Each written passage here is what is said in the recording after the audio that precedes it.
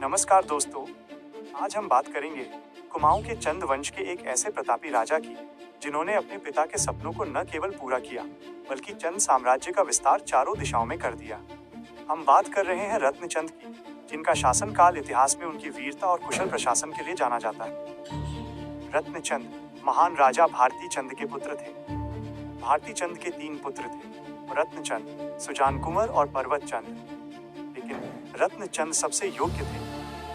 इनकी योग्यता से प्रभावित होकर भारती चंद ने उन्हें पहले चौगरखा परगना रौद उपहार में दिया था। फिर 1450 ईस्वी में भारती चंद ने अपने जीवित रहते ही गद्दी त्याग दी और राज्य रत्नचंद को सौंप दिया। साक्ष्यों के अनुसार इनका मुख्य शासनकाल 1477 से 1488 ईस्वी तक माना जाता है। और युद्ध, डोटी और सोर विजय। रत्नचंद ने अपने पिता के समय ही अपनी वीरता का परिचय देना शुरू कर दिया था। उन्होंने डोटी विजय में अपने पिता की बड़ी सहायता की थी। जब डोटी के राजा नागमल्ल ने विद्रोह किया तो रत्नचंद ने उसे परास्त कर पुनः डोटी पर शाही वंश का अधिकार स्थापित किया। इसके बाद उन्होंने कई और राजाओं को पराजित किया। सोर की विजय। उन्होंने सोर के बम राजा को हराया जो उदयपुर कोट के किले में रहता था। इसी बम राजा ने सोर में एक हथियार नौला बनवाया था। अन्य विजय। डोटी जीत से उत्साहित होकर रत्नचंद ने जुमला के राजा जगन्नाथ भट्ट, बजांग के राजा खड़कू सिंह मेहर और थल के राजा सूर सिंह मेहर को भी धूल चटाई।